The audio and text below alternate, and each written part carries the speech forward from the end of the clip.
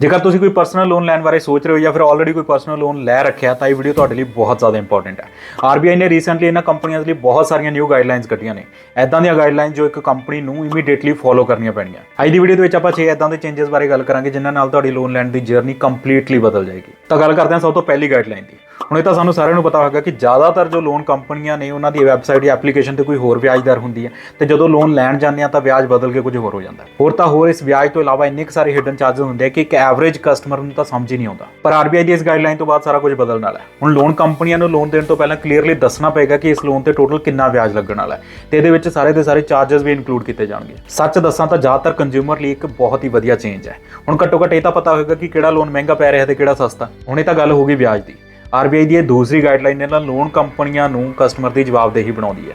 ਹੁਣ ਉਹ ਵੀ ਦੇਖ ਲੈਂਦੇ ਆ ਕਿਵੇਂ। ਇਹਦੇ ਵਿੱਚ LSP ਦਾ ਮਤਲਬ ਹੈ ਲੋਨ ਸਰਵਿਸ ਪ੍ਰੋਵਾਈਡਰ। ਸਾਡੇ ਕੋਲ ਇੰਨੇ ਸਾਰੇ DM ਤੇ ਮੈਸੇजेस ਆਉਂਦੇ ਆ ਜਿਹਦੇ ਵਿੱਚ ਲੋਨ ਕੰਪਨੀ ਨੇ ਕੋਈ ਨਾ ਕੋਈ ਗੜਬੜੀ ਕਰਤੀ ਤੇ ਹੁਣ ਉਹਨਾਂ ਨੂੰ ਮੇਲ ਤੇ ਮੇਲ ਭੇਜ ਰਹੇ ਹਾਂ ਬਟ ਕੰਪਨੀ ਦਾ ਕੋਈ ਰਿਪਲਾਈ ਨਹੀਂ ਆ ਰਿਹਾ। ਬਟ ਹੁਣ ਇਹ ਸਾਰਾ ਕੁਝ ਬਦਲਣ ਵਾਲਾ ਹੈ। ਆਰਬੀਆਈ ਦੇ ਅਕੋਰਡਿੰਗ ਇਹਨਾਂ ਕੰਪਨੀਆਂ ਨੂੰ ਆਪਣੀ ਵੈਬਸਾਈਟ ਜਾਂ ਐਪਲੀਕੇਸ਼ਨ ਵਗੈਰਾ ਤੇ ਇੱਕ ਕੰਪਲੇਂਟ ਰੇਜ਼ ਕਰਨ ਦਾ ਵੀ ਆਪਸ਼ਨ ਦੇਣਾ ਪਏਗਾ ਤੇ ਜੇਕਰ ਕਿਸੇ ਕੰਜ਼ਿਊਮਰ ਦੀ ਕੰਪਲੇਂਟ 30 ਦਿਨਾਂ ਦੇ ਵਿੱਚ ਰਿਜ਼ੋਲਵ ਨਹੀਂ ਹੁੰਦੀ ਤਾਂ ਉਹ ਕੰਜ਼ਿਊਮਰ ਸਿੱਧਾ ਆਰਬੀਆਈ ਨੂੰ ਵੀ ਕੰਪਲੇਂਟ ਕਰ ਸਕਦਾ ਹੈ। ਹੁਣ ਇੱਥੇ ਅਸੀਂ ਇੱਕ ਚੀਜ਼ ਰਿਅਲਾਈਜ਼ ਕੀਤੀ ਕਿ ਲੋਨ ਕੰਪਨੀਆਂ ਦਾ ਕੋਈ ਨਾ ਕੋਈ ਹੱਲ ਤਾਂ ਕੱਢ ਲੈਣਗੀਆਂ ਬਟ ਫਿਰ ਵੀ ਸਾਡੇ ਅਕੋਰਡਿੰਗ ਇਹਨਾਂ ਲੋਨ ਕੰਪਨੀਆਂ 'ਚ ਆਰਬੀਆਈ ਦੀ ਕੰਪਲੇਂਟ ਦਾ ਕਿਤੇ ਨਾ ਕਿਤੇ ਡਰ ਤਾਂ ਰਹੇਗਾ ਤੇ ਜੇਕਰ ਆਰਬੀਆਈ ਨੂੰ ਬਹੁਤ ਸਾਰੀਆਂ ਕੰਪਲੇਂਟ ਚਲੀਆਂ ਗਈਆਂ ਤਾਂ ਆਰਬੀਆਈ ਇਹਨਾਂ ਲੋਨ ਕੰਪਨੀਆਂ ਦਾ ਲਾਇਸੈਂਸ ਵੀ ਕੈਂਸਲ ਕਰ ਸਕਦੀ ਹੈ। ਹੁਣ ਇਸ ਤੋਂ ਅਗਲਾ ਰੈਗੂਲੇਸ਼ਨ ਤਾਂ ਬਹੁਤ ਹੀ ਜ਼ਿਆਦਾ ਇੰਪੋਰਟੈਂਟ ਹੈ। ਇਹ ਵਾਲੀ ਗਾਈਡਲਾਈਨਸ ਦੀ ਤਾਂ ਬਹੁਤ ਹੀ ਜ਼ਿਆਦਾ ਸਖਤ ਜ਼ਰੂਰਤ ਸੀ। ਅਸੀਂ ਕਿੰਨੀ ਵਾਰ ਸੁਣਿਆ ਕਿ ਲੋਕਾਂ ਦਾ ਡਾਟਾ ਚੋਰੀ ਕੀਤਾ ਜਾ ਰਿਹਾ ਤੇ ਉਹਨੂੰ ਕਿਸੇ ਰੈਂਡਮ ਪਰਪਸ ਲਈ ਮਿਸਯੂਜ਼ ਕੀਤਾ ਜਾ ਰਿਹਾ ਹੈ। ਬਹੁਤ ਵਾਰ ਤਾਂ ਲੋਕ ਇਹ ਵੀ ਦੱਸਦੇ ਨੇ ਕਿ ਉਹਨਾਂ ਦੀ EMI ਮਿਸ ਹੋ ਜਾਣ ਤੇ ਉਹਨਾਂ ਦੇ ਰਿਲੇਟਿਵਸ ਜਾਂ ਫਿਰ ਉਹਨਾਂ ਦੇ ਫਰੈਂਡਸ ਨੂੰ ਕਾਲ ਚਲੇ ਜਾਂਦੇ ਨੇ ਬਟ ਇਸ ਗਾਈਡਲਾਈਨ ਤੋਂ ਬਾਅਦ ਇਹ ਸਾਰਾ ਕੁਝ ਵੀ ਨਹੀਂ ਹੋਏਗਾ। ਕੰਪਨੀਆਂ ਨੂੰ KYC ਕਰਨ ਤੋਂ ਬਾਅਦ ਕਸਟਮਰ ਦੇ ਫੋਨ ਦਾ ਐਕਸੈਸ ਰੱਖਣਾ ਅਲਾਉਡ ਨਹੀਂ ਹੈ। ਕੰਪਨੀਆਂ ਬਸ ਇੱਕ ਵਾਰ ਪਰਮਿਸ਼ਨ ਲੈ ਕੇ ਤੁਹਾਡੀ KYC ਕਰ ਸਕਦੀਆਂ ਨੇ।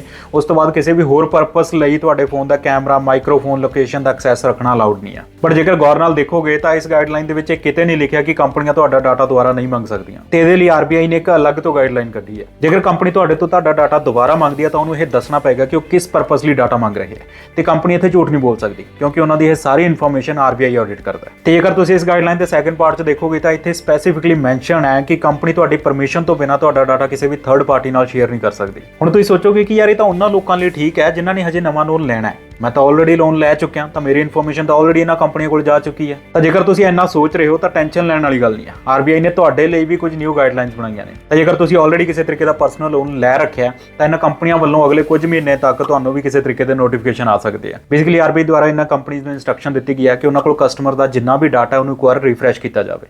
ਤਾਂ ਇਹਨਾਂ ਕੰਪਨੀਆਂ ਨੂੰ ਇੱਕ ਵਾਰ ਫਿਰ ਤੋਂ ਤੁਹਾਡੀ ਪਰਮਿਸ਼ਨ ਲੈਣੀ ਪਏਗੀ ਤੇ ਤੁਸੀਂ ਇਹਨਾਂ ਕੰਪਨੀਆਂ ਨੂੰ ਆਪਣਾ ਡਾਟਾ ਦੇਣ ਤੋਂ ਮਨਾ ਵੀ ਕਰ ਸਕਦੇ ਹੋ ਤੇ ਤੁਹਾਡੇ ਮਨਾ ਕਰਨ ਤੇ ਇਹਨਾਂ ਕੰਪਨੀਆਂ ਨੂੰ ਤੁਹਾਡਾ ਡਾਟਾ ਆਪਣੇ ਡਾਟਾਬੇਸ ਚੋਂ ਡਿਲੀਟ ਕਰਨਾ ਪੈਣਾ। ਹੁਣ ਇੱਥੇ ਤੁਹਾਡਾ ਕੰਮ ਇਹ ਹੈ ਕਿ ਤੁਹਾਨੂੰ ਇਹ ਪਰਮਿਸ਼ਨਸ ਬਹੁਤ ਸੋਚ ਸਮਝ ਕੇ ਦੇਣੀਆਂ ਪੈਣੀਆਂ। ਹੁਣ ਇਹ ਤਾਂ ਗੱਲ ਹੋ ਗਈ ਡਾਟਾ ਪ੍ਰਾਈਵੇਸੀ ਦੀ ਬਟ ਜੇਕਰ ਤੁਸੀਂ ਪੈਸਾ ਟਾਈਮ ਤੇ ਨਹੀਂ ਦੇ ਪਾਏ ਜਾਂ ਫਿਰ ਕੋਈ EMI ਹੀ ਡਿਫਾਲਟ ਕਰ ਗਏ ਤਾਂ ਆਰਬੀਆਈ ਨੇ ਇਹ ਤਾਂ ਕਹਿਤਾ ਕਿ ਕੰਪਨੀਆਂ ਤੁਹਾਡੇ ਰਿਲੇਟਿਵ ਜਾਂ ਫਿਰ ਫਰੈਂਡਸ ਨੂੰ ਕਾਲ ਕਰਕੇ ਪਰੇਸ਼ਾਨ ਨਹੀਂ ਕਰ ਸਕਦੀਆਂ ਬਟ ਇਹ ਰਿਕਵਰੀ ਏਜੰਟ ਤਾਂ ਭੇਜ ਹੀ ਸਕਦੀਆਂ ਨੇ ਤੇ ਇਦਾਂ ਦਾ ਕਾਫੀ ਕੇਸਿਸ ਦੇ ਵਿੱਚ ਹੋਇਆ ਵੀ ਹੈ ਤੇ ਜ਼ਿਆਦਾਤਰ ਕੇਸਿਸ ਦੇ ਵਿੱਚ ਕਸਟਮਰ ਦਾ ਜੋ ਇਹਨਾਂ ਏਜੰਟਸ ਦੇ ਨਾਲ ਐਕਸਪੀਰੀਅੰਸ ਹੈ ਉਹ ਕੋਈ ਬਹੁਤਾ ਵਧੀਆ ਨਹੀਂ ਹੁੰਦਾ। ਤਾਂ ਇਸ ਇਸ਼ੂ ਨੂੰ ਟੈਕਲ ਕਰਨ ਲਈ ਆਰਬੀਆਈ ਨੇ ਇੱਕ ਨਿਊ ਗਾਈਡਲਾਈਨ ਬਣਾਈ ਹੈ। ਸੋ ਬੇਸਿਕਲੀ ਲੋਨ ਲੈਣ ਤੋਂ ਪਹਿਲਾਂ ਜੋ ਤੁਸੀਂ ਲੋਨ ਡਾਕੂਮੈਂਟ ਸਾਈਨ ਕਰੋਗੇ ਤਾਂ ਉਹਨਾਂ ਡਾਕੂਮੈਂਟ ਦੇ ਵਿੱਚ ਕਲੀਅਰਲੀ ਲਿਖਿਆ ਹੋਏਗਾ ਕਿ ਲੋਨ ਕੰਪਨੀ ਆਪਣਾ ਪੈਸਾ ਕਿਵੇਂ ਰਿਕਵਰ ਕਰੇਗੀ। ਇਨਫੈਕਟ ਉਹਦੇ ਵਿੱਚ ਇਹ ਵੀ ਲਿਖਿਆ ਹੋਏਗਾ ਕਿ ਲੋਨ ਰਿਕਵਰ ਕਰਨ ਲਈ ਕਿਹੜੀ ਏਜੰਸੀ ਤੁਹਾਡੇ ਨਾਲ ਕੰਟੈਕਟ ਕਰੇਗੀ। ਹੁਣ ਇਹ ਇਨਫੋਰਮੇਸ਼ਨ ਪਹਿਲਾਂ ਮਿਲਣ ਕਰਕੇ ਕਸਟਮਰ ਮੈਂਟਲੀ ਪ੍ਰੀਪੇਅਰ ਰਹੇਗਾ ਰਿਕਵਰੀ ਦੇ ਪ੍ਰੋਸੈਸ ਲਈ ਤੇ ਹੋਪਫੁਲੀ ਇਹ ਇੰਨਾ ਪੇਨਫੁਲ ਨਹੀਂ ਹੋਏਗਾ ਜੋ ਕਿ ਅੱਜ ਕੱਲ੍ਹ ਦੇ ਹਾਲਾਤ ਚੱਲ ਰਹੇ ਹਨ। ਵੈਸੇ ਤਾਂ ਆਰਬੀਆਈ ਨੇ ਬਹੁਤ ਸਾਰੀਆਂ ਗਾਈਡਲਾਈਨਸ ਕੱਢੀਆਂ ਨੇ ਬਟ ਜੇਕਰ ਇੱਕ ਕਸਟਮਰ ਦੇ ਪਰਸਪੈਕਟਿਵ ਤੋਂ ਦੇਖੀਏ ਤਾਂ ਇਹ ਵਾਲੀਆਂ ਬਹੁਤ ਜ਼ਿਆਦਾ ਇੰਪੋਰਟੈਂਟ ਸੀ। ਬਾਕੀ ਸਾਨੂੰ ਕਮੈਂਟ ਸੈਕਸ਼ਨ ਦੇ ਵਿੱਚ ਜਰੂਰ ਦੱਸਿਓ ਕਿ ਤੁਸੀਂ ਇਹਨਾਂ ਨਵੀਆਂ ਗਾਈਡਲਾਈਨਸ ਬਾਰੇ ਕੀ ਸੋਚਦੇ ਹੋ।